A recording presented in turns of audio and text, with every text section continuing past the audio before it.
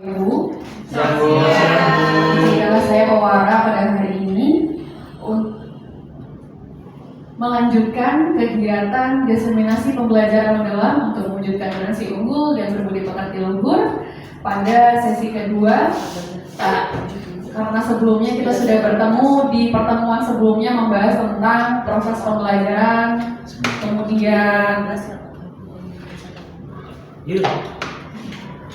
perencanaan pembelajaran, dan kali ini kita akan membahas terkait dengan materi, prinsip, dan pengalaman belajar serta asesmen yang akan dilanjutkan oleh narasumber kita adalah Ibu Maria Magdalena Rosali. Kepada Ibu Maria dipersilakan.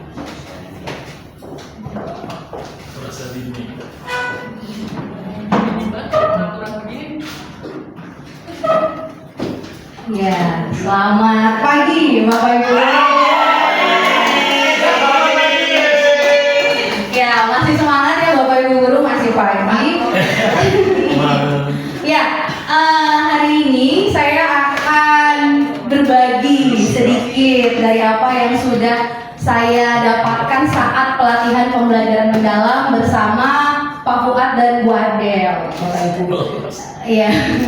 Hari ini saya akan membawakan mendiseminasikan materi tentang prinsip dan pengalaman belajar pada pembelajaran mendalam.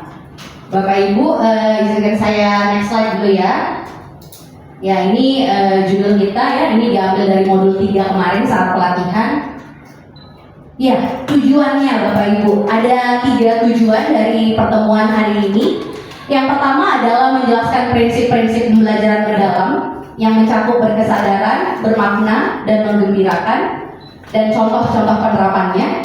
Yang kedua, menjelaskan pengalaman belajar yang sesuai dengan tahapan pembelajaran mendalam pada fase memahami, mengaplikasikan, dan merefleksi yang berkaitan dengan taksonomi Solo dan Bloom. Lalu yang terakhir adalah merefleksikan praktik pembelajaran yang sudah dilakukan untuk mengukur sejauh mana sih sebenarnya kita sebagai guru telah memenuhi prinsip pembelajaran mendalam tersebut. Baik Bapak Ibu guru hebat semua, sebelum saya masuk membahas dan berbagi tentang prinsip pembelajaran mendalam, saya mengajak Bapak Ibu semua, mari sama-sama kita membayangkan Bapak Ibu, bayangkan Bapak Ibu semua kembali menjadi anak sekolah, ya. Bayangkan dulu nih ya, bajunya putih abu-abu, gitu ya Bapak Ibu. Bapak Ibu duduk di dalam ruang kelas, lalu gurunya masuk, lalu mata Bapak Ibu terpaku pada guru tersebut. Gurunya membawa sebuah kotak yang sangat besar, kotaknya mencolok. Bapak Ibu penasaran, sama seperti anak-anak yang penasaran, mau ngapain ibu guru hari ini di kelas, ya?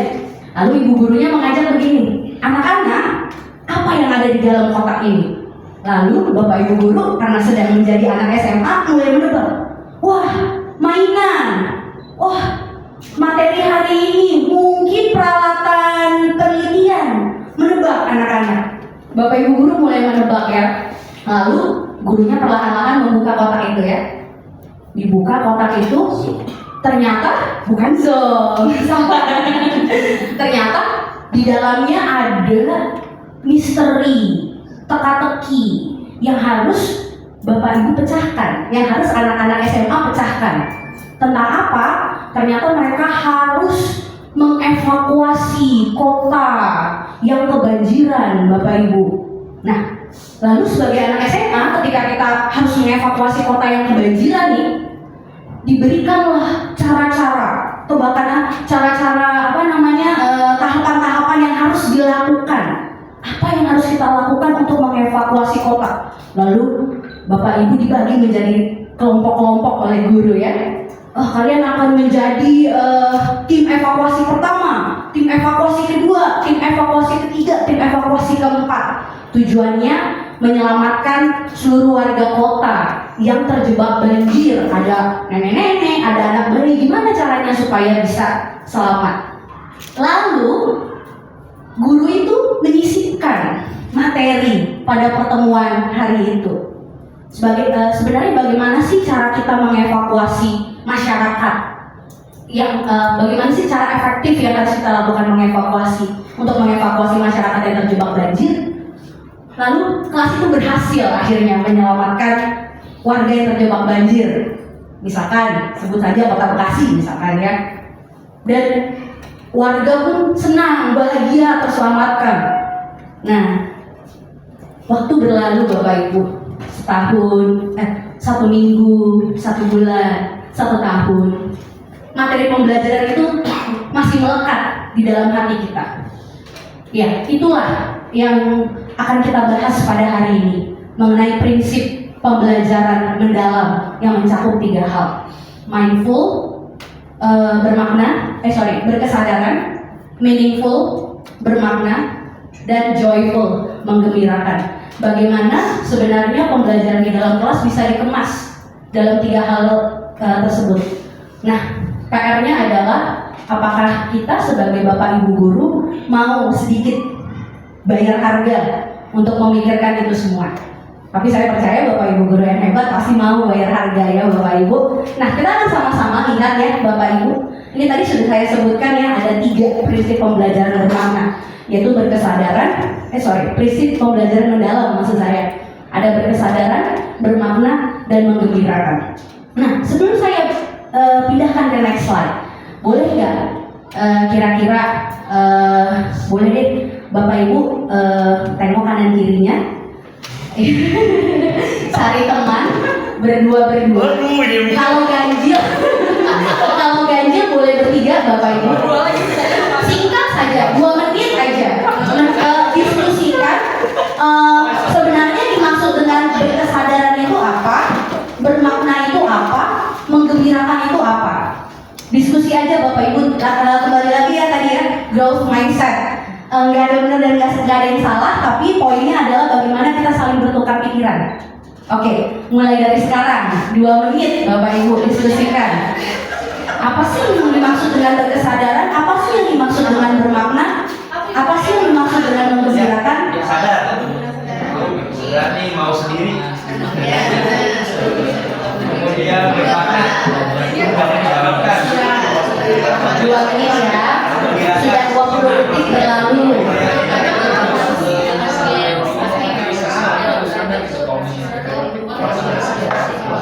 Saya diskusi sama ini. Ada apa nih? Nah, kalau belum tahu temannya siapa mungkin belum sadar. Sadar apa sadar? 1 menit lagi Bapak Ibu. Sadar udah pingsan. Iya benar. Ada bermakna. Apa bermakna? Kontekstual ya. Sehari-hari. 30 detik. Menggembirakan. Seneng dong. Lu ngeselingnya orang itu. Sempet ya. Ya, anak-anak respect. Ya, harus tetap respect walaupun kemarin nyebelin. Ini kan naik 2 tahun. Ini 2 naik dari 2 tahun. Alright, time's up. Waktunya sudah habis. Ya, udah apa yang ada aja ya. Nah, biasanya saya kalau di kelas, ya boleh sudah selesai. Sedih sekali sepertinya. Marah dong Bu. Oh, nggak boleh marah Pak. Baik-baik diingatkan. Tahu. Ya, biasa saya di kelas akan memberikan kesempatan, izin Bapak Ibu ya, saya akan memberikan kesempatan untuk volunteer. Is there any volunteer? Apakah ada yang mau memvolunteerkan dirinya untuk untuk menjelaskan Saya apa hasil diskusi kelompoknya? Boleh. Udah nggak apa-apa. Iya. Nama saya Mama. Mama, ya Mama. 2 tahun sudah ada. Salah dia nggak bisa tuh. Yang apa Bu? Yang dijelasin Yang Bu. berkesadaran dulu. Berkesadaran karena teman saya tidak naik 2 tahun itu katanya tidak pingsan. Tidak pingsan. Tapi kalau menurut kami berdua tadi kesadaran itu berarti peserta didik itu sadar untuk belajar dengan kemauan sendiri Bu. Bagus sekali Mama, kasih tepuk tangan untuk Mama. Terima kasih. Apakah ada lagi yang punya pendapat berbeda tentang berkesadaran? Henny bu. Henny. Oke, Henny silakan. Henny tidak perlu mikrofon kan ya? Tidak perlu lantak ya. Boleh Henny silakan. Kita jadi paling sebagai Ya. Oh, apa? Berkesadaran Mas. Masih nggak berkesadaran tadi seturut dengan diskusi kami maksudnya adalah Sudah punya panjang, cek nggak ada hasilnya. Bagus sekali Henny jawabannya. Udah lama diskusi. Sudah pingsan apa nih? Tidak pingsan dulu. Ya, bagaimana Henny lupa kan dengan jawabannya? ya anak-anak mengetahui apa sih tujuan dari pembelajaran yang akan dipelajari. Saya begitu ya. Mengetahui tujuan pembelajaran yang akan dipelajari. Thank you, kita hold dulu ya, kita tahan tadi ya jawaban-jawabannya. Nanti kita akan sama-sama cek, bener nggak? Itu tadi berkesadaran, bermakna. Mungkin dari barisan sini, Swab. barisan sini. barisan sini dulu sebentar ya Pak Mona. Kantong.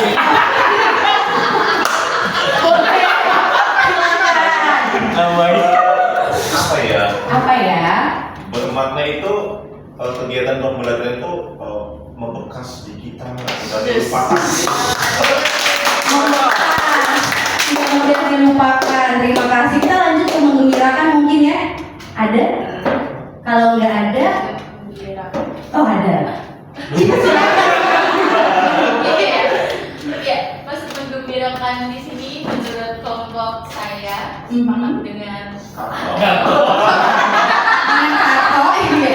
bukan berarti di dalam proses pembelajaran itu anak-anak diminta untuk bermain saja, tetapi mereka senang dalam mengikuti proses pembelajaran. Oh, bagus sekali ya. Tidak hanya bermain, tapi mereka senang ya Senang belajar. dalam belajar. Nah, baik. Kita sama-sama cek ya, apakah benar yang sudah disebutkan oleh Bapak Ibu tadi ya.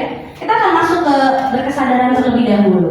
Ya, definisinya dulu ya. Ada beberapa lah ya. Ini peserta didik itu sadar kalau dia adalah pembelajar aktif. Dia memahami tujuan pembelajaran dan termotivasi secara intrinsik dari dalam. Dia mengatur dan mengarahkan proses belajarnya sendiri, dan dia terbuka terhadap perspektif baru, dan dia memiliki rasa ingin tahu. Nah, tugas kita sebagai Bapak Ibu guru kemarin ya, kalau dari apa yang dijelaskan adalah ya bagaimana kita memastikan poin-poin ini dapat diterapkan di dalam kelas, bagaimana anak-anak dapat berkesadaran gitu. Sebenarnya ini bukan suatu hal yang baru, memang hanya dikemas dengan cara yang baru saja Bapak Ibu. Biasa kita selalu diingatkan ya oleh Pak Baga, Bapak Ibu saat masuk ke dalam kelas jangan lupa beritahu anak-anak tujuan pembelajaran, materinya apa, asesmennya seperti apa. Ini fungsinya adalah agar anak-anak sadar saat duduk di dalam kelas kita akan ngapain ya, bukan cuma nebak-nebak gitu ya. Dan diharapkan anak-anak ini memang pengen gitu ya belajar dari dalam hatinya gitu, dari intrinsiknya dulu. Nah, tugas kita bagaimana mereka mau gitu ya, bagaimana bisa dengan cara-cara misalkan tadi ada ice breakingnya, mungkin lebih bagus kalau mungkin ice breakingnya berhubungan dengan pelajaran. Tapi kalau misalkan nggak berhubungan langsung dengan pembelajaran mungkin boleh singkat-singkat aja. Jadi jangan gini, kita belajarnya matematika eksak gitu ya, kayaknya nggak bisa nih kalau ice breaking. Bisa, mungkin 2 menit, 3 menit aja yang singkat-singkat, jangan terlalu lama, nanti nggak selesai materi fisikanya ya kan gitu. Nah, ini tadi ada penerapannya, selain ini ada penerapannya. Nah, ini bagaimana anak bisa nyaman saat belajar, jadi bisa fokus, bisa konsentrasi, sadar kalau ini adalah tahapan proses berpikir saat belajar. Lalu mereka juga mendapatkan kesempatan untuk memilih dan menjelaskan pilihan dalam pembelajaran itu, ya, dan seterusnya. Ini tadi penerapan berkesadaran yang dapat kita lakukan atau dapat kita pastikan anak-anak bisa rasakan dalam pembelajaran kita. Nah, yang berikutnya bermakna pengetahuan dapat diterapkan dalam konteks nyata atau yang biasa kita kenal dengan kontekstual. Apakah pembelajaran yang kita bawakan ini kontekstual? Misalkan kita bawa materi matematika, materi matematika ini susah, anak tidak merasakan buat apa belajar matematika ini rumit-rumit dalam kehidupan sehari-hari. Nah itu belum kontekstual. Berarti kalau kontekstual kita kasih tahu dulu triggernya. Oh anak-anak sebenarnya kita belajar hukum Pascal ini penerapannya dalam sehari-hari itu ini. Jadi ketika anak merasa oh ini penting ternyata untuk dipelajari ya karena ini dekat dengan kehidupan sehari-hari, mereka akan belajar, mereka akan penasaran, pengen tahu lebih banyak gitu ya. Ini tadi ya masih berhubungan dengan sebelumnya, menghubungkan pelajaran dengan kehidupan sehari-hari, melibatkan peserta didik pada isu nyata, personal, lokal, global, dan menumbuhkan rasa tanggung jawab dan kepedulian sosial. Nah, yang terakhir ini sepertinya memang nggak langsung berfokus pada pengetahuan, tapi ini memang karakter-karakter yang kita sisipkan. Nah, ini juga harus kita pikirkan kepedulian sosial itu kayak apa ya? Oh mungkin dengan proling gitu ya. Kita tekankan lagi, jadi ketika hari proling gak cuma sekedar itu aja, tapi dalam pembelajaran diingatkan lagi, ayo anak-anak, ini hari ini bagaimana, masih ada yang bawa plastik atau enggak, ingat ya, misalkan sampah plastik di lautan itu sudah terlalu membahayakan bagi ikan-ikan di laut, ikan-ikan kita konsumsi juga, jadi gitu, anak-anak merasakan manfaatnya secara langsung gitu. Nah, penerapannya ini tadi sudah juga ya kontekstual, relevan, pemecahan masalah nyata, keterkaitan dengan pengalaman sebelumnya. Ini kalau materi pedagogi dulu nih keterkaitan dengan pengalaman sebelumnya itu murid saat masuk ke dalam kelas itu dia harus bisa merangkai pengetahuan dia sebelumnya dengan pengetahuan yang baru. Kalau di konsep bahasa N+1 bilangnya, N itu adalah prior knowledge-nya, N adalah prior knowledge-nya, 1 itu adalah ilmu baru yang ditambahkan.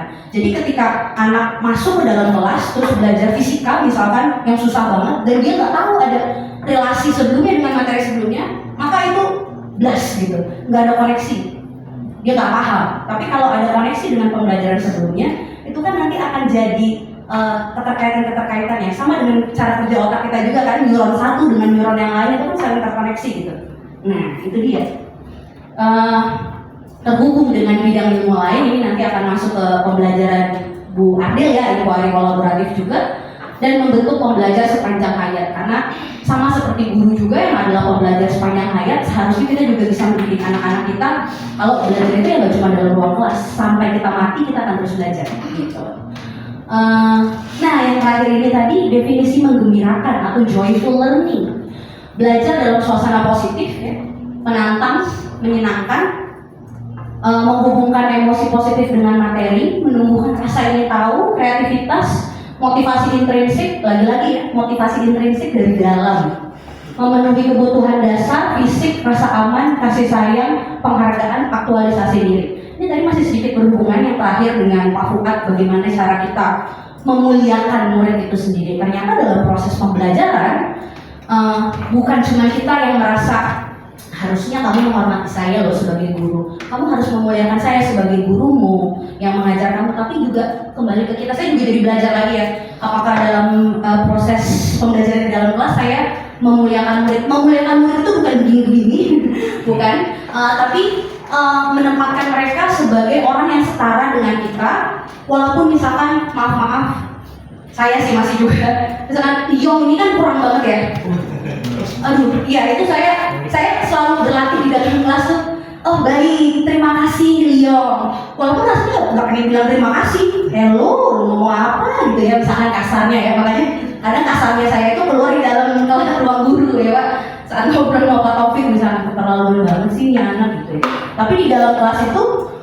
kita harus bisa gitu menempatkan mereka dengan cara apa, memuliakan mereka agar mereka tidak down saat mereka nggak bisa. Jadi kayak waktu kasus saya ya Bapak Ibu, saya waktu itu pernah viola sampai nangis di dalam kelas. Tapi memang nggak gitu ya, tapi ngalir terus nggak berhenti gitu ya. Ya saya bilangnya pemberesan, restitusi. Saya panggil dia keluar, kamu kenapa gitu ya kan. Rupanya cara saya yang menurut saya biasa aja, saya nggak marah-marah gitu, tapi nyakitin hati dia. Berarti di situ kan saya masih kurang sadar cara saya itu belum memuliakan dia gitu. Jadi sama-sama kita belajar, semoga dari pelajaran yang saya lakukan Bapak Ibu tidak melakukan buat anak nangis kayak saya gitu. Iya. Aduh, baru kemarin. Jadi Iya, sama gini, rasa aman ya. Ini juga kadang ya, karena mungkin kita guru ngerasa ini mudah, ngerasa kita pinter, anak ini bodoh gitu ya. Jadi seringkali ketika kita memberikan tugas ataupun mungkin perkataan kita nggak memberikan rasa aman kepada mereka, kita harus hati-hati juga. Ini masih masuk ke memuliakan ya. Apakah cara kita meminta anak berdiskusi atau menjawab pertanyaan itu, apakah memberi rasa aman? Atau jangan-jangan selama ini saat di pelajaran biologi semua anak ketakutan, takut ditunjuk Pak Baga, nggak bisa. Berarti kan Pak Baga memberikan rasa aman, misalkan. Nah ini adalah menjadi apa ya, PR untuk kita sama-sama untuk terus bertanya. Sebenarnya saat saya ngajar bahasa Inggris, saya udah aman belum? Memberikan rasa aman belum ya? Rasa aman itu kan nggak terlihat ya Bapak Ibu. Nah kalau yang fisik ini gini Bapak Ibu, jangan-jangan Bapak Ibu sebagai guru terlalu saya ini kan anak SMA ya Bapak Ibu, terlalu dekat saat menjelaskan nih lawan jenis ya Bapak Ibu. Ini secara fisik nih nggak boleh ya Bapak Ibu. Kita kan ada jarak aman ya. Anak kecil aja, Ezra juga saya ajarin nih jarak aman. Nggak boleh orang sembarangan pegang-pegang. Jadi kalau nggak perlu nggak usah pegang-pegang ya Bapak Ibu. Kayak gini jangan lah ya. Jangan terlalu dekat. Atau mungkin Bapak Ibu mau melihat kerjaan mereka nggak usah sampai begini nih Bapak Ibu. Ya itu kan secara fisik juga ya. Mungkin kalau yang tampar, tonjok kita udah enggak ya Bapak Ibu. Kalau enggak nanti kita dipanggil gitu kan. Iya KPA. Iya, jadi ini penting banget fisik, rasa aman, kasih sayang ya. Apa Pak Taufik? Ulas asih. Iya, kasih sayang. Ditunjukkan gitu kalau kita peduli sama mereka ini. Harus belajar banyak dari Bu Hima juga. Anak-anak merasakan kalau Bu Hima peduli gitu. Jangan-jangan mereka pikir kita nggak peduli. Nah, itu kan repot juga. Penghargaan. Jangan cuma kamu salah hari ini ya, 10 poin nih kalau ini ya. Nggak cuma itu, tapi habis itu dikasih sesuatu gitu ya. Kalau memang bagus ini ya dikasih penghargaan, pujian-pujian. Nanti kita akan bahas secara singkat pujian-pujian gitu ya. Dan aktualisasi diri. Kalau kata teori Maslow ya, ini kan aktualisasi diri itu kan salah satu kebutuhan tertinggi manusia gitu ya. Selain kebutuhan makan, setiap manusia butuh aktualisasi diri, termasuk murid-murid kita. Bagaimana caranya mereka mengaktualisasi diri? Dengan cara kita memberikan kesempatan pada mereka untuk berbicara, gitu. Oh, tapi kan kalau mengaktualisasi diri tapi salah, malu juga, jadi nggak aktual. Ya, itu tugas kita dari awal ngajarin mereka supaya saat mereka akan ngomong kemungkinan besar benar gitu. Gitu ya, Bapak Ibu, sama-sama kita terus belajar. Ini tadi lanjut ya, jadi banyak saya. Penerapan menggembirakan, lingkungannya interaktif, aktivitasnya menarik, memicu rasa ingin tahu, menginspirasi, tantangan yang memotivasi, keberhasilan belajar. Aha momen itu gini, kayak jawab kartun gitu ya, terus aha gitu jadi, oh gitu ternyata gitu. Jadi ternyata bahan-bahan kimia itu ada ya dalam kehidupan sehari-hari. Oh ternyata karbon ini bisa disusun nama unsur kimianya ya gini ya. Oh jadi gitu, jadi ada sesuatu yang gitu bikin anak paham. Ruang untuk prakarsa dan kreativitas. Apakah anak sudah kita latih untuk kreatif atau ternyata di kelas kita cuma boring, cuma membosankan, hal-hal repetitif yang kayak guru-guru jadul gitu misalkan ya. Nah udah itu. Nah pembelajaran dalam ini kita akan mengintegrasikan ketiga hal tadi ya, berkesadaran, bermakna, menggembirakan. Nah ini bisa dalam aktivitas ya, bisa begini, oh aktivitas ini hanya berkesadaran aja, aktivitas ini hanya bermakna saja, aktivitas ini hanya menggembirakan saja, atau bisa juga gabungan dari ketiganya dalam satu aktivitas, atau mungkin gabungan dari keduanya, gitu Bapak Ibu ya. Terus dijalankan melalui olah pikir, olah hati, olah rasa, dan olahraga. Ketiga hal itu tadi kita jalankan, kita terapkan dengan keempat hal ini. Nah, apa sih yang dimaksud dengan olah pikir, olah hati, olah rasa, dan olahraga? Saya pikir Bapak Ibu sudah tahu, tapi sedikit aja paling ya dijelaskan. Olah pikir berarti kita bicara tentang intelektual, olah hati berarti kita bicara tentang etika. Ya, kalau secara intelektual saya yakin kita semua udah inilah ya, udah hatam di bagian ini ya. Mungkin yang agak-agak lupa-lupa dikit di bagian 3 lainnya. Nah, olah hati, mengasah kepekaan batin, budi pekerti, nilai moral dan spiritual, mengembangkan empati dan rasa hormat. Walaupun sekolah kita bukan sekolah agama ya, dengan agama tertentu, tapi kita juga bisa pendekatan secara umum gitu, bagaimana semua hal di dunia ini, misalkan lagi belajar kimia, ya itu ciptaan Tuhan, unsur-unsur kimia yang ada di sini gitu, banyak hal lah ya. Bapak Ibu yang lebih jago menerapkannya satu persatu. Nah, berikutnya ada olah rasa yang biasa kita kenal dengan estetika. Bagaimana kita menghargai keindahan-keindahan yang ada di alam ini misalkan, atau seni, memperhalus perasaan, menghargai orang lain, menciptakan hubungan sosial yang harmonis gitu ya. Ada juga olahraga, kinestetik, berhubungan dengan menjaga kesehatan fisik dan kekuatan tubuh, mengembangkan disiplin, ketangguhan, kerjasama, menciptakan keseimbangan tubuh dan jiwa. Akan lebih baik, akan mantap sekali, bagus sekali kalau bisa ada penerapan keempat hal ini gitu. Nggak mesti dalam satu pertemuan, tapi ada dilakukan gitu. Gimana caranya? Nah itu dia bagian kita untuk merenung dan berpikir mau diapakan gitu ya. Karena kembali lagi kalau kita bicara tentang gaya belajar anak-anak, itu kan gaya belajar beda-beda. Kalau model yang kinestetik kita kasih tulisan begini terus, bosan, nggak bakal fokus dia. Kalau yang model baca disuruh gerak-gerak terus, kecapean dia, nggak bisa. Udah gerak-geraknya juga apa bilangnya clumsy gitu ya, nggak bisa gitu kan. Ada orang yang kalau suruh gerak susah ya gitu.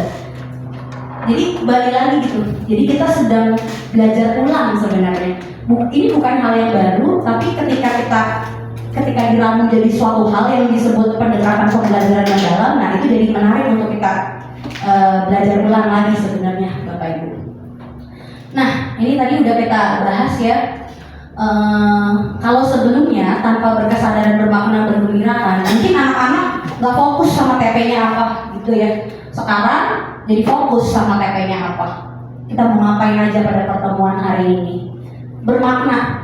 Kalau tadinya cuman belajar persamaan linear 2 variabel, gitu doang. Sekarang tahu penerapannya dalam kehidupan sehari-hari apa. Menggembirakan. Kalau tadinya masuk kelas ya pagi anak-anak, ini materinya, kerjakan LKPD-nya, kita bahas, selesai. Kalau tadinya cuma begitu, sekarang mana nih tadi? Variatif, interaktif, ada interaksi, tektok gitu ya. Penasaran anak-anak, jadi makin semangat nih hari ini missnya bawa apa ya, besok missnya bawa apa ya gitu. Jadi penasaran, pengen belajar terus. Nah, hasil belajar kalau tanpa ketiga hal ini sebelumnya mungkin capaian nilainya rendah, motivasinya rendah juga. Tapi setelah kita berhasil menerapkan 3 hal ini, oh anak-anak pemahamannya lebih mendalam, lebih fokus lebih lama, motivasinya pun meningkat. Dan yang terakhir ini, kalau yang tadinya pasif, sekarang anak-anak jadi aktif. Kalau dipaksa-paksa udah pengen nanya, gitu ya kan? Sebelum ditunjuk udah begini nih. Tadi tuh Pak Fuad belum kasih waktu, Pak Baga udah mau nanya. Misalkan, berarti dia sudah berkesadaran, bermakna, gembira gitu. Nah, ya ini kesimpulan singkatnya, berkesadaran, bermakna, menggembirakan ini kunci pembelajaran mendalam ya. Dipadukan dengan olah pikir, olah hati, olah rasa, dan olahraga. Jadi kita membentuk manusia-manusia pembelajar seutuhnya.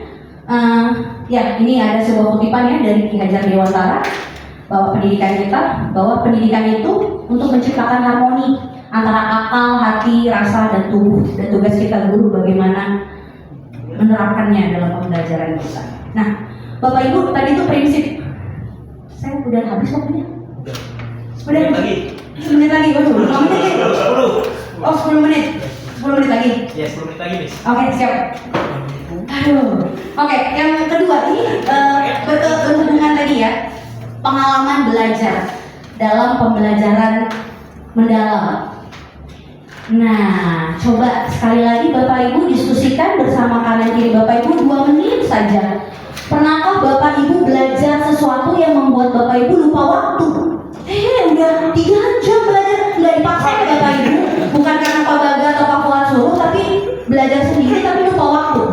Terus yang kedua, apa sih pelajaran sekolah yang masih Bapak Ibu ingat sampai sekarang? Terus kira-kira kenapa? Dua soal itu silakan diskusikan 2 menit saja. Pelajaran boleh, materi boleh. Pernah nggak di sekolah?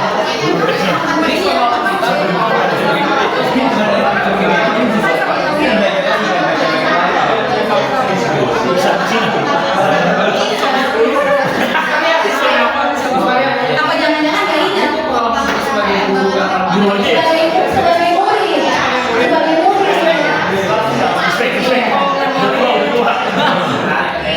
Sebagai murid. Pernah nggak belajar sampai Iya, yang kedua itu kan sebagai murid.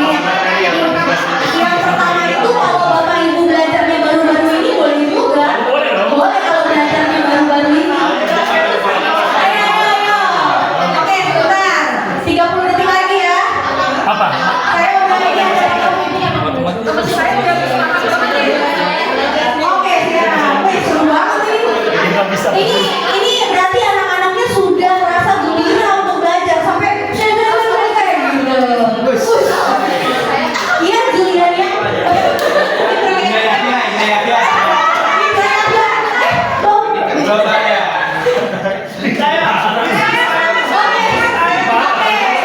Ini dulu tadi sudah bikin.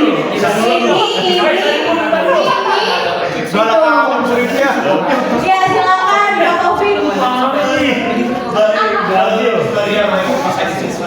Berdasarkan diskusi kami berdua tadi, sama ternyata ya, sesuatu yang membuat lupa waktu ya saat kami membuat perangkat mengajar, bisa buat kerja, membuat soal ulangan, itu membuat lupa waktu. Oke, Lupa waktu sampai karena enggak seru. Kalau pasti lagi. seru dan menantang. Karena harus dikumpulin besok.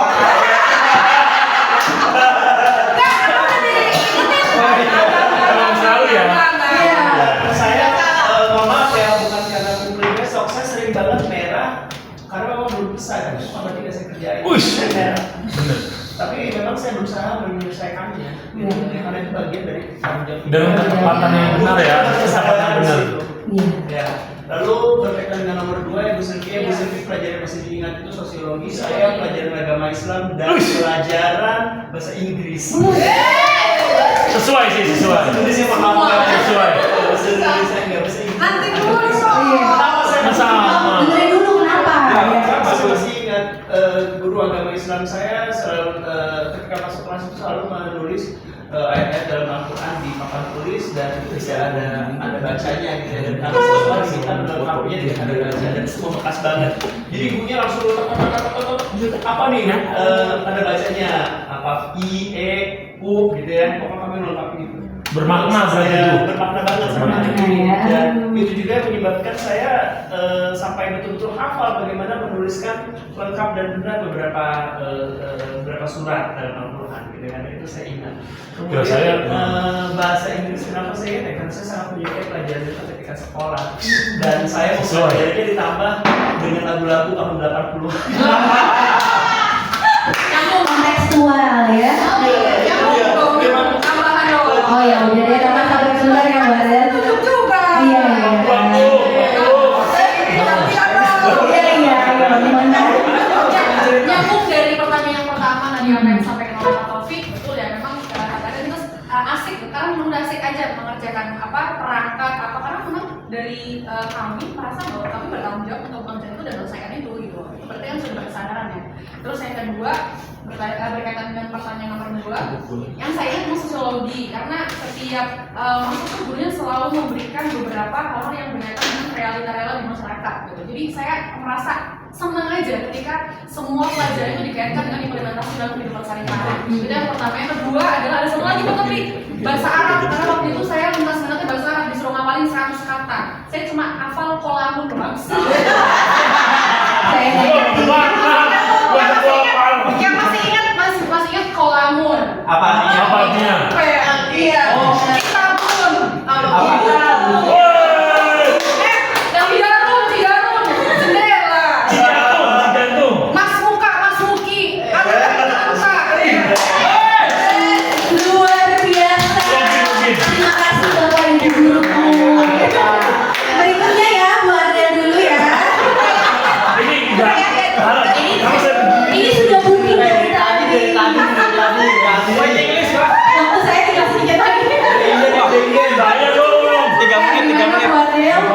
3 menit. Maaf ya Indra ya. Ya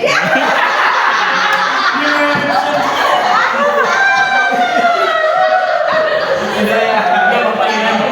Ya Bapak Iren. Ya, gimana? Oke, fokus lagi Bapak Ibu. Gimana Bu Adel? Oke, terima kasih Miss waktunya. Jadi untuk yang pertama itu benar ya kalau memang kalau kita mengerjakan sesuatu yang baru dan kita memang into banget buat ngerjain itu memang kita ujungnya lupa waktu gitu ya.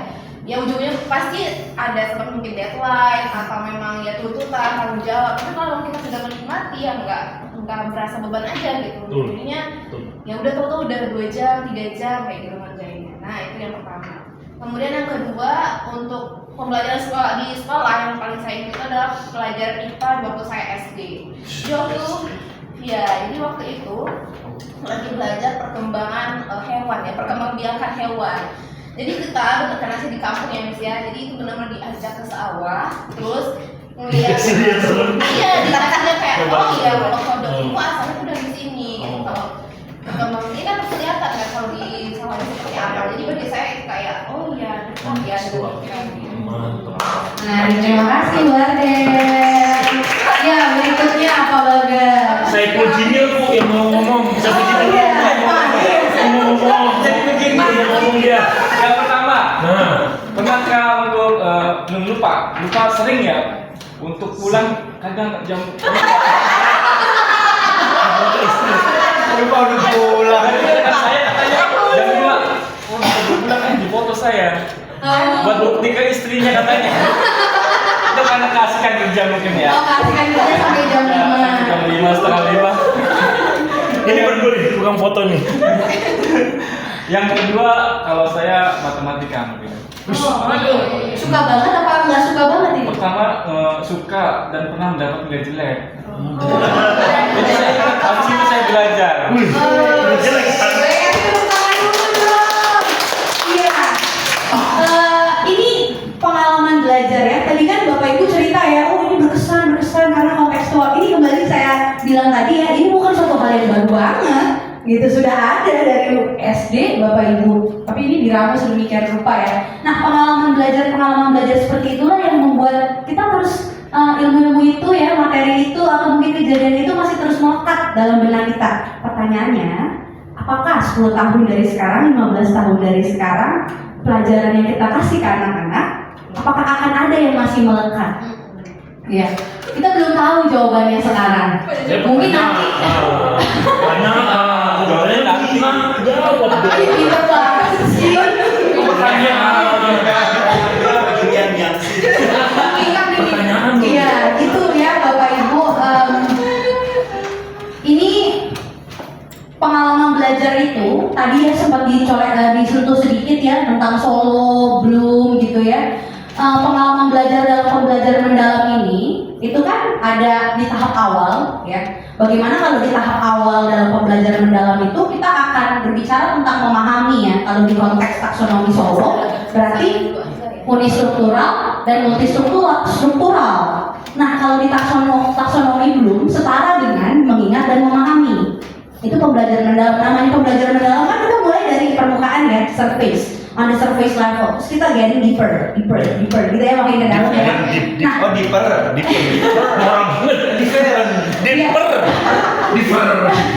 tahap lanjutannya mengaplikasi dan merefleksi. Di Solo setara dengan relational dan extended abstract. Di Bloom setara dengan menerapkan, menganalisis, mengevaluasi, mencipta, gitu ya. Nah, proses ini membentuk pembelajaran yang utuh gitu. Tadi kayak ada papuan siklus gitu ya, bermakna, berkelanjutan. Nah, ini dia tahapannya: memahami, mengaplikasi, merefleksi. Itu dia tahapan. Gitu. Oke, sering lagi pakai saya. Nis itu logam. Iya, ini beda. Logam benar. Mahal ya. Logam mulia. Iya, ini saya nggak terlalu jelas ini aja. Kita cuma sekedar tahu dulu aja ya Bapak Ibu. Ini tadi taksonomi Solo, singkatan dari Structure of the Observed Learning Outcome gitu ya. Ini yang mengembangkan John Biggs dan Kevin Collins di 8 tahun 82 ya. Ini untuk menilai kualitas hasil belajar berdasarkan tingkat pemahaman. Nah izin, ini makanya tadi Pak Fuad bilang, oh ini kayaknya berhubungannya dengan IPA dan IPS. Sebenarnya kenapa dikatakan berhubungan dengan IPA IPS karena tingkat pemahaman. Kan kalau IPA IPS itu kan berdasarkan teori, konteks, penerapan. Makin susah gitu ya, atau makin mendalam, berarti kan tingkat pemahamannya makin mendalam kan. Tapi kalau kita bicara tentang bahasa, kita bukan belajar tentang langsung tingkat kedalaman, walaupun bisa, tapi kita akan sering pakai taksonomi Bloom karena tingkatan pembelajaran bahasa itu kan mengidentifikasi, menyebutkan, menerapkan, menganalisis gitu ya, mencipta dan seterusnya. Tapi sebenarnya bisa nggak kalau pembelajaran biasa kita pakai IPA IPS kita pakai Bloom, toh bahasa kita pakai Solo, bisa, kan itu kita lakukan di Kurtilas, gitu ya. Nah ini Solo ini ya Bapak Ibu, ini ada 5 tingkat. Yang pertama ini pre-structural, ini tuh nggak paham, nggak bisa gitu ya di dalam kelas, belum paham materinya. Lalu yang berikutnya unistruktural, memahami satu aspek saja. Multistruktural, memahami beberapa aspek, misalkan 3 hal, tapi belum ada koneksi, belum terhubung. Yang berikutnya relational, menghubungkan berbagai aspek 3 hal tadi ya, dihubungkan secara bermakna. Yang terakhir, extended abstrak yang diperluas, dia bisa menerapkan, menggeneralisasi, dan berpikir kontekstual. Itu Bapak Ibu. Nah, kembali lagi tadi ke pembelajaran mendalam. Pembelajaran mendalam itu kan menerapkan ini ya, dan belum itu tadi sebenarnya. Jadi makanya kita dengar ada 2 taksonomi ini dalam pembelajaran mendalam. Nah, kita masuk deh ke fasenya ya. Nih, dia fase memahami, mengaplikasi, dan merefleksi. Ya, memahami itu ngapain? Membangun kesadaran akan TP-nya tadi ya, sehingga anak-anak bisa mengonstruksi pengetahuan dari berbagai sumber, meliputi apa aja, ada pengetahuan esensial, aplikatif, dan nilai serta karakter. Mirip-mirip lah Bapak Ibu, beda bahasanya aja sebenarnya ya. Nah, karakter fase memahami ini dia ya, bisa kita baca. Contohnya apa? Eksplorasi pengalaman peserta didik sebelum belajar topik baru. Oh, kita kasih nih data kemiskinan, terus minta tanggapan mereka. Ini baru memahami doang. Oh, ini doang, baru sederhana Bapak Ibu. Masuk deh fase mengaplikasi ya. Kita baru nih masuk penerapan secara kontekstual tadi ya. Dasarnya berarti prior knowledge-nya hasil dari tahapan memahami tadi udah paham, masuk ke mengaplikasikan. Dapat dilakukan individu ataupun kolaboratif kerja kelompok ya. Aktivitasnya bisa lewat pembacaan masalah, mengambil keputusan, atau penerapan dalam konteks nyata, kontekstualnya apa. Nah, ini karakteristiknya. Nih, contohnya tadi nih, misalkan persamaan linear. Bukan cuma belajar persamaan linear doang, tapi diterapkan pada masalah keuangan. Misal keuntungan bisnis, titik impas, saya nggak paham mungkin matematika itu lebih paham gitu ya. Nah, berikutnya terakhir nih, fasenya merefleksi. Apa sih maksudnya? Ini dia, mengevaluasi dan memaknai pengalaman belajar. Refleksi dalam pembelajaran itu sendiri ya Bapak Ibu, menilai pencapaian tujuan, kekuatan, tantangan, dan perbaikan ini. Yang ini bisa dilakukan saat materi benar-benar udah selesai, TP itu misalkan ya. Kalau yang ini kan bisa dilakukan setiap hari ya, makanya refleksi itu tadi kan ada beberapa jenis juga, refleksi yang dilakukan tiap hari sama refleksi yang dilakukan setelah TP itu selesai gitu. Melibatkan regulasi diri, perencanaan, pelaksanaan, pemantauan, dan evaluasi gitu. Ini dia karakteristiknya. Nah, ini contohnya. Menyampaikan motivasi sesuai pengalaman belajar, menilai diri ya, membuat ringkasan materi untuk menguji pemahaman gitu. Jadi tadi pengalaman belajar dalam PM itu terjadi pada pengetahuan, keterampilan, dan sikap.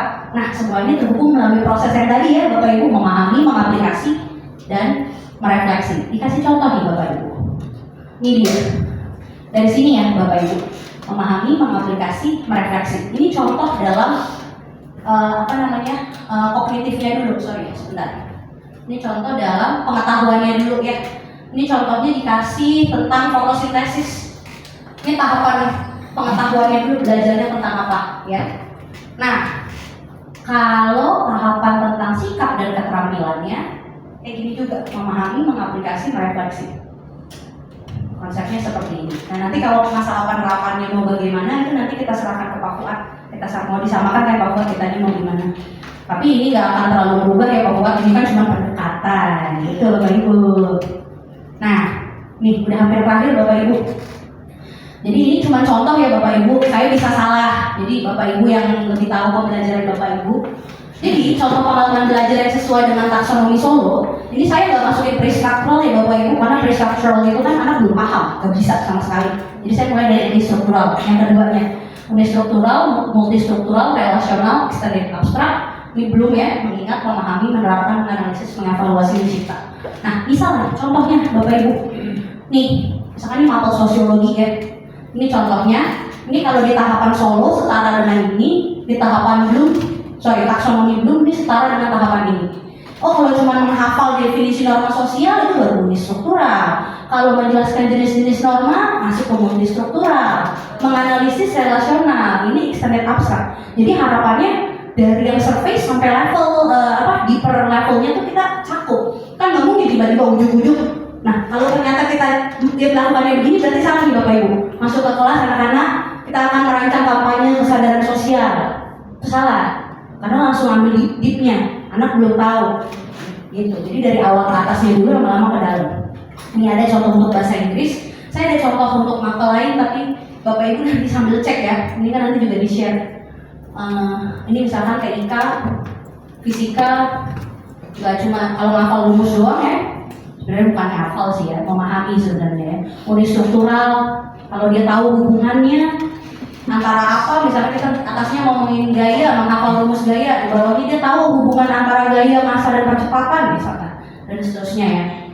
Ini ada beberapa contoh, nanti pas dikasih bisa dibaca lagi ya. Kenapa ini beberapa ya? Ini ada beberapa lagi ya. Ya, jadi kesimpulannya Bapak Ibu, pengalaman belajar ini berlangsung melalui proses bertahap, melalui memahami, mengaplikasi dan merefleksi. Dan tahapan 3 tadi itu selaras dengan taksonomi Solo Bloom yang memfasilitasi perkembangan dari yang sederhana sampai yang mendalam, sampai yang kompleks. Nah, boleh Bapak Ibu singkat aja langsung, siapa ada nggak yang mau jawab pertanyaan nomor 1 dulu? Ya silakan Pak Badar. Saiful. Gimana Pak Badar? Apa yang bisa itu? Dari ketiga prinsip pembelajaran berkesadaran bermakna menggembirakan, prinsip mana yang paling saya terapkan? Paling sering saya terapkan, mengapa? Aduh, semua ini. Udah level sempurna sih memang dokter. Bermakna. Oh bermakna. Kenapa Pak? Kontekstual, saya selalu membuat dari kontekstual. Menarik ya.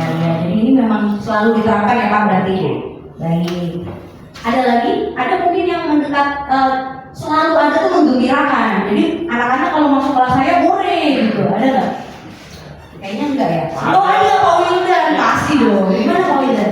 Kalau saya kayaknya semuanya pengennya ada sih. Saya pernah ngasih challenge ke anak waktu BSD ya. Jadi anak itu disuruh bikin lagu karena untuk ada tema pertunjukannya itu tentang kejujuran. Give for honesty, apa sih artinya nih? Hadiah dari sebuah kejujuran. Oh hadiah. Gift. Kalau kita jujur itu pasti ada sesuatu Sabun. Akan kembali ke kita ya. Akan kembali ke kita. Nah, di situ saya challenge anak untuk membuat sebuah lagu, tapi mereka sendiri yang memang membuat lirik sampai nada gitu. Itu anak kelas 5 SD dan akhirnya lagunya juga diterima sama ada beberapa guru gitu lah. Jadi mereka contoh-contoh lirik itu sometimes student break rules katanya. Terkadang siswa itu membuat kesalahan. Yes. Terkadang sometimes student cheated. Ya. Tapi itu tidak apa-apa karena kalau kita jujur kepada guru dan lain-lain itu salah satu dari anak yang bikin makanya itu berarti mereka udah sadar, mereka sadar kalau ada kesalahan itu membuat kesalahan. Sampai tulis ya. Iya menarik ya, kasih tepuk tangan. Ya menarik ya, dia sadar. Tapi sebenarnya dalam konteks itu udah bermakna juga, menggembirakan juga untuk anak-anak gitu. Tapi ya hal-hal lainnya itu bisa diterapkan saat mereka sadar. Oh sadar, kayaknya ini bagus untuk lirik ya. Ini sesuai dengan apa yang kita alami ya. Jadi sadar dulu gitu ya. Oke, kita berikutnya ya, tantangan terbesar apa sih yang Bapak Ibu alami dalam menerapkan ketiga prinsip ini di dalam kelas? Juliannya nanti ya. Tantangannya apa? Tapi kalau nggak ada yang bisa, nggak apa-apa Juliannya. Bener, Juliannya di pelajaran saya selalu dia terus. Iya sama selalu gitu kan. Nggak ada ini? Nggak ada. Oh nggak boleh. Tantangan terbesar ya memunculkan ketiga prinsip pembelajaran itu ya, tantangan terbesar memunculkan ketiganya dalam satu aktivitas ya. Dan berat sekali menurut saya kemunculan ketiga-tiganya, karena tidak mungkin sih, hampir tidak mungkin setiap pertemuan kita bisa mengumpulkan ketiga-tiganya, karena kita akan mengemasnya dalam waktu yang cukup singkat. Pembelajaran itu kita kemas dalam waktu singkat. Itu tantangan besar saya, sekalipun mungkin itu bisa dilakukan, tapi memang kita butuh waktu yang panjang untuk pengemasan. Terima kasih Pak Taufik. Ya, berita gembiranya adalah kita tidak perlu, nggak harus ya untuk tiga-tiganya langsung ada dalam satu pertemuan. Jadi, tapi kalau bisa silakan. Tapi kalau nggak bisa nggak apa-apa. Apa yang bisa kita munculkan dalam satu pertemuan ini, gitu ya? Gitu. Yang ketiga mungkin langkah kecil apa yang bisa saya mulai minggu depan untuk memperkuat salah satu prinsip tersebut. Nah, boleh Bapak Ibu ditulis di HP masing-masing untuk pertanyaan nomor 3 ini. Jawaban nomor 3 ya. Pikir dulu. Langkah kecil apa yang bisa saya mulai minggu depan untuk memperkuat salah satu prinsip tersebut? Dikirim ke grup nih. Iya benar. Ya, boleh kali dikirim ke grup. Nah, langkah kecil apa ya yang bisa saya lakukan minggu depan nih? Hari Senin, Selasa, Rabu, Kamis, Jumat depan untuk menerapkan ini. Nah, nanti pada pertemuan berikutnya kita akan bahas ini ya lagi ya Bapak Ibu, pertanyaan nomor 3 ini. Banyak yang nulis dulu. Untuk menerapkan, memperkuat ya. Iya, memperkuat salah satu prinsip tersebut. Salah satu aja nggak apa-apa nih, salah satu soalnya. Langkah kecil apa? Nggak perlu langsung langkah besar ya Bapak Ibu, karena langkah besar itu kan dimulai dari langkah kecil. Pencapaian besar itu dimulai dari pencapaian kecil. Satu aja boleh. Satu aja. Let's start with a small step. Udah pada isi tuh, Miss. Iya, terima kasih yang belum isi saya. Baca. Menarik ini ya Bapak Ibu. Maaf ya Bu Adel nih, nama saya ini. Memulai kegiatan yang berkesadaran melalui proses pembelajaran, menganalisis modul yang sudah dibuat dan coba dilakukan di kelas. Masih banyak banget itu. Dari GPT tuh kayaknya tuh yang Eksplorasi pembelajaran bervariatif untuk menumbuhkan ketiga prinsip tersebut ya. Bagus nih Bapak Ibu, keren. Nah, sambil Bapak Ibu nulis ya, ini akhir dari materi saya ya Bapak Ibu. Pertemuan berikutnya saya akan berbagi sedikit tentang assessment. Bapak Ibu pasti udah pada jago-jago ya, assessment juga udah kita lakukan. Jadi ini cuma ya refresh sedikit aja lah. Assessment dalam pembelajaran mendalam. Oh Pak Taufik nih, panjang Pak. ChatGPT apa Gemini ini? Langkah kecil apa yang dapat saya mulai minggu depan untuk mengevaluasi LK yang sudah dibuat agar dapat muncul 3 prinsip tersebut. Oke. Kalau Pak Taufik LK, kalau Pak Baga modul yang sudah dibuat. Pak Baga dan Pak Taufik sama-sama pakai AI? Jawabannya sama. Iya sama kita. Promptnya sama. Ini bercanda ya. Bu Septi menumbuhkan sikap berkesadaran untuk menerima info secara non-kontekstual dan kontekstual. Bu Heni eksplor berbagai sumber, ya, memberikan inspirasi.